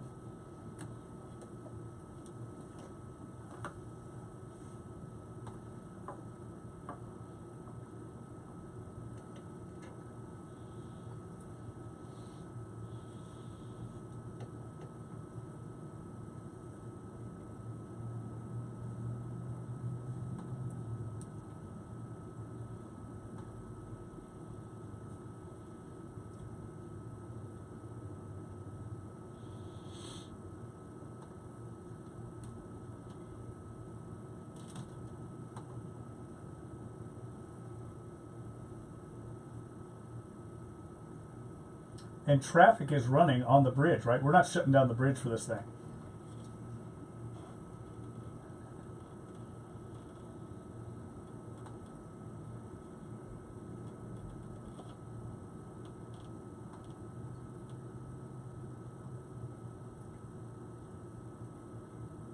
All right, and so if people are interested, I'm sure they can still register.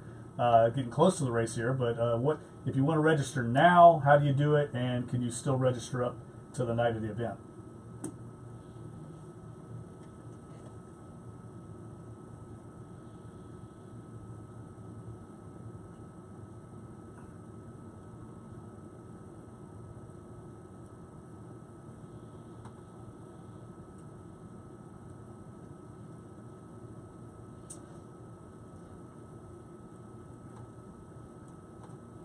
All right, Eric, I promise I'll be out there, and I will promise, just like I do in the Crescent City Classic, I will not finish first, and I will not finish last. I'm going to continue that trend. Yeah, you might need to drag me over. You might need those 8 ambulances might need to call on me alone.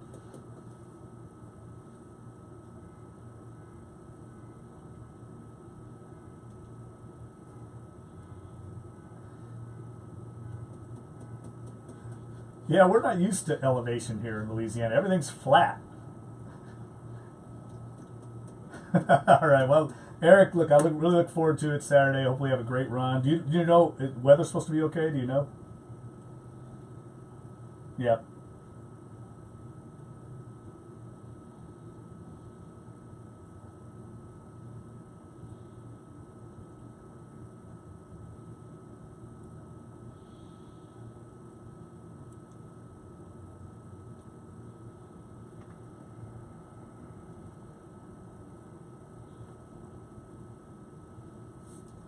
Yeah, I might need all that water. I might need a dive over in the lane and get a lift from somebody to get over that bridge. But I'm going to do it.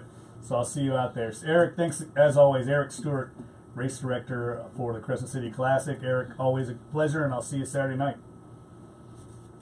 All right, Eric Stewart does a great job with the Crescent City Classic. One of our great civic institutions in the city. One of the best run road races in the entire South, and it's taken off to another level under Eric and his group's leadership. And this Saturday, part of their series, the Crescent City Classic series, is the Crescent City Bridge Run on Saturday night. Get to go over the bridge, look at downtown, take a little GoPro with you, get a great video if you want to run in it. I'll be out there. Clyde will not be. I will not be out there. Not one iota. I mean, eventually, yes. Darn. Like my wife wants to. Like my wife has always wanted to do it because, of course, the natural pull of wanting to run over a bridge over the Mississippi to see New Orleans is cool. But I'm like, you do realize that you're running up a bridge, right? Yeah. Like you realize that you're just not running flat on flat land. It's just like, oh yeah, I guess that. Yeah, it's not easy. Well, it is Eric makes a good point. Like, most people have never. Let's face it, it's not really much of a foot traffic bridge. No. The only time you go over that thing is when you're driving over it. Yeah. So this will be a cool time to see just how steep it is. I'm sure it's going to hit me about midway up how steep that sucker is. But I'm looking forward to it. All right, let's take another break. When we come back, we'll finish up the program with some talk about the NBA Finals. Also want to touch on college baseball. LSU getting in action in the NCAA Tournament Regional tomorrow at the Corvallis Regional out in Oregon. Listening to Dunc and Holder, Sports 1280, NOLA.com, the iHeartRadio app. Stay with us.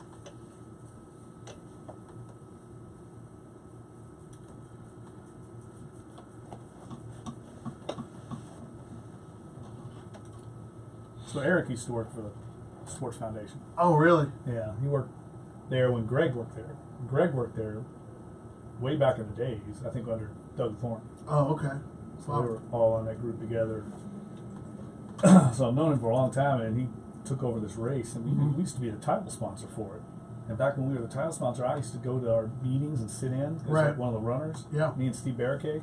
Nice. We'd always go like, dude, this race is horribly run. I mean, it's horrible. They'd still get 20,000 people. That's crazy. But it sucked. And so when Eric and them took over, they made it streamlined. It's now really one of the better runs in the country.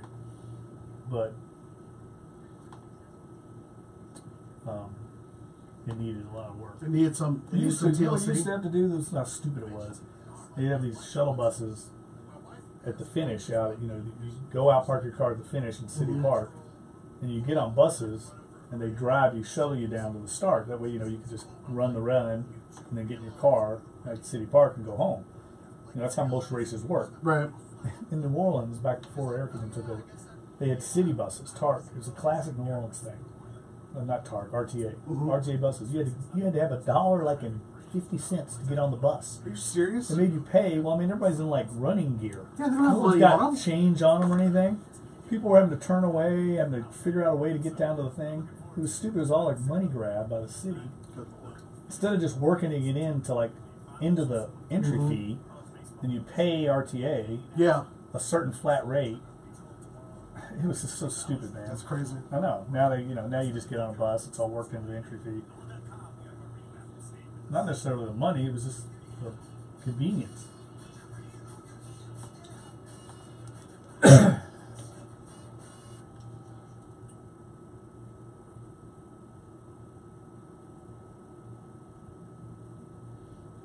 Anything going on the internet? I haven't been seeing anything. Not really. Like nothing coming out of Saints camp? No. I haven't seen anything from anyone yet.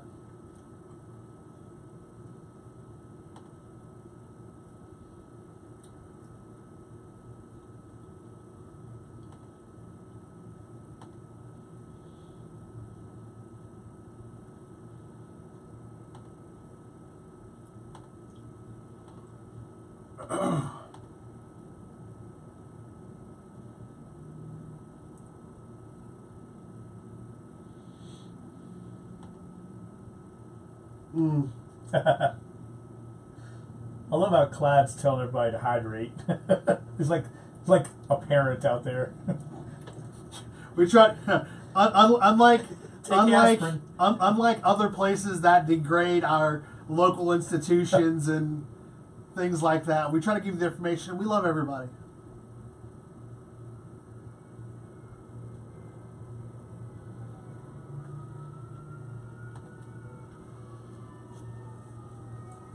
I could listen to this whole song. The Monkees. You know who this is? Yeah, I know this is the Monkees. Hey, hey, we're the Monkees. Everybody monkey around. Got it. Yes. Whatever. What Monkees song was originally written by Neil Diamond? Was it Daydream? Was it Daydream Believer? I think it was. You know, Neil Diamond wrote a lot of songs for a lot of people over the years. And I saw him at the Superdome this year. That's right up my alley. You know he's like 75 years old? Yeah, he's old. He's old. He's quite old. And I was on the second floor of the Superdome where my tickets were in the upper second deck, I guess. And I was taking the elevator up because I was lazy. Had to wait on like 5 people in wheelchairs, and it wasn't because they were injured. It's because they were old. I think I was the youngest person in the Superdome for Neil Diamond. But it was a great show. Glad I saw him and had a chance to send him off because he's not touring anymore. I think that was his last tour. Moving on, my Neil Diamond talk. Let's talk a little Saints action real quick about OTAs going on into next week, and then they finish up in the middle of June with minicamp, which really isn't a whole lot different than these OTAs, but that's voluntary. That's mandatory, I should say, the minicamp in June. This activity right now is voluntary. That's why Mark Ingram is not there. You see some players around the league have not shown up for some of these camps. And the one thing that struck me this year, more than ever, maybe I'm just noticing it more, a lot of players getting injured, suffering season-ending injuries. So that might be a reason why Mark Ingram's not there. He's going into a contract year. He needs to get paid. He wants to get paid. He's done a lot. He's become a multi-time Pro Bowler. His representation's probably saying, look, I'm looking around the league seeing guys tear their ACLs, suffer Achilles injuries. Why do we want to show up and run the risk of you getting hurt going into a contract year? I'm sure that's what his agent is telling him, and I totally understand it. Mark Ingram knows the playbook. He doesn't need to develop chemistry with Drew Brees. Alvin Kamara respects him and knows he's the mentor.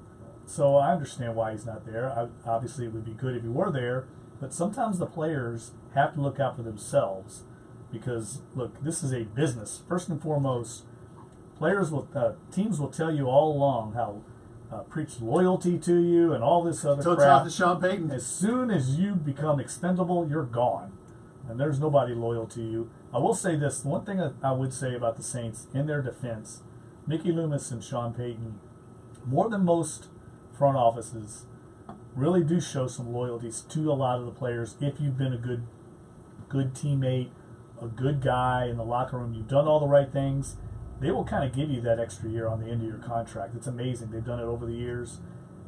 Marcus Colson stands out to me. He was kind of done. He got basically one more year. They'll do that with some players that fit into that locker room. But if you're not a good soldier or not a good teammate, you're pretty much gone. Well, I think it goes into the conversation of how important is OTAs really in the grand scheme of a team being able to find a way to bring some kind of cohesion for the upcoming season. And really, when you think about it, like you said, you're right. Mark Ingram has a huge year coming up ahead of him, and it's unfortunate, again, that 4 of those games are going to be lost due to suspension in such an important year for him, contract-wise, in his NFL future. Not just with the Saints, but the NFL. And we know Sean Payton has already made his thoughts clear about how he would like to have Ingram in these OTAs, but he will have him back for minicamp, is all from what everybody expects. But it's one of those things for me, outside of maybe rookies and guys who finish the season injured, how important is OTAs, and how important are they to the development to your veteran guys who already know what to expect? You got to keep those guys healthy as it is. Is it really just for rookies? Is it really just for team cohesion? Do guys really need to be out there? Although at the same time, we talked about this yesterday, or at least Larry said this yesterday, and we weren't able to expound on it. But Tom Brady not being at OTAs, is that really a big deal? No. Is that really a big deal that he's not at OTAs? Knowing that he's played in the Super Bowl how many years now? I think the only reason the veterans need to be there is, one, to show the coaching staff and the front office that they're in shape, they're staying in shape, and 2 is to work with the young guys to help them, basically to ease them along into the playbook, answer any questions that they have about the system. That's right now, all these rookies, their heads are swimming. They're getting a lot thrown at them. It's like a fire hose of information, and they're not going to get it all. They're not going to get it this early. This is the first or second installation, first or second time through the playbook, and it's so vast, especially the Saints. The Saints run a very complex, at least offensive system, and it's just too much to bring in 1 or 2 repetitions. So they'll get it again probably one more time before the end of camp. Then they'll break in July and it'll all go away. You hope you retain some of it, and then you come back to training camp and you get about 2 more installations. They'll go through it about 2 or 3 more times. So by the time the season starts, every player will have gone through every play 4 or 5 times. And then they'll streamline it and start tailoring it game plan wise for a specific opponent. But that's how it works, and there's just a lot to learn. And these veterans know it all. They don't really need to be there. The greatest example of that, and old school Saints fans know, is Ricky Jackson when he had his car wreck, and I think it was Joe Johnson as well. Did not go through training camp, stepped into day 1, and immediately was dominant right off the bat. These veteran players can get themselves ready. I don't think those guys even need to go to training camp if they're in shape. And most of these players keep themselves in shape year round now. Especially now, yeah. Yeah, it's not like the old days where guys were working themselves into shape. So for the most part, unless you're a quarterback like Drew Brees, who has to synchronize with his receivers and work so consistently with different parts of the offense, they need to be out there. But some of these veteran linemen, guys like with Zach Strief in the last years of his career, he didn't need to be out there practicing in the middle of 100-degree temperatures in the middle of August. It's brutal. Because how much of that work, is also seemingly detrimental to guys that are a little bit older and a little bit further along in their 10 years, specifically because the wear and tear in your body of going through an NFL season, of going through 4 preseason games and then 16 regular season games, and hoping that you can just make it to the playoffs, ends up resulting in the amount of actual physical toll it takes on your body, specifically for guys that are 8, 9, 10, 11, 12 years in at specific positions, like you said, at linemen, running back, wide receivers, linebackers, guys like that. I mean, this is a very unforgiving game, and it's very unforgiving for a lot of guys on their body. And it makes you just wonder, specifically, how many fans really care about OTAs outside of really the diehards that just want information 24/7, 365? But how many fans are really into, man, we need to know what's going to happen. We really need to see and hear from guys about who's working out today, who's running with the 1s, who's running with the 2s. Because I think we've seen a couple of guys across the NFL who have gone down with some injuries, whether it's knee injuries or some season enders. Achilles tendons. Achilles tendons, man. And I think that's where it becomes such a tough ask for guys who are going into contract years knowing full well that if they make one wrong step, if they get hit the wrong way once they put the pads on later on, if they get hit the wrong way, if they twist an ankle, twist a knee, they're never going to be able to get off to the type of season start they're going to want to. And that's why I feel like there isn't as much vitriol for Mark Ingram because of the suspension and not being at OTAs. So it's interesting to see how people are going to view that once we get to late July and he is back in camp and he is back doing all the work that he needs to be doing to get ready for the season, knowing full well that we're not going to see him until week 5. Last week I did a spot on Fox 8 with our partners over there at Channel 8 and was asked by Juan Kincaid what young player I would be interested in watching during this offseason. And Juan kind of had me on the spot there, and I blanked out for a second. I mentioned a couple of young guys, but the guy I really want to watch is David Onyemata. I've been told by some Saints officials that that's a guy that they think is ready to break out. He was obviously a very raw prospect when he came in a few years ago, and there's some people in the building that thinks he might end up being a better long-term NFL player than Sheldon Rankins, who I know they're very high on as well. Rankins, of course, came in as a first-round draft pick, but Onyemata, very raw, came out of Canada, and has really been coming on under Ryan Nielsen. So that's a guy I want to watch. Keep your eye on David Onyemata this offseason, see how they're utilizing him in that really good, young, talented defensive line. All right, that's a wrap. Who you got tonight? Who you got tonight? Oh, I got the Warriors. I don't know if they'll cover that 12.5 point spread. No. I don't think they will, but I think they will overwhelm them in the Oracle. But we'll see, and we'll talk about it tomorrow. Larry will be back in the saddle tomorrow, along with Clyde and I and Dave, and we have a lineup of guests. Tomorrow we got Willie Fritz coming in from Tulane, head football coach. He's going to visit with us, and Brody Miller will call in from Corvallis, Oregon, to give us a preview of the Corvallis Regional with LSU baseball. That's Duncan Holder. It's a wrap. Sports1280, NOLA.com, the iHeartRadio app. Have a great day.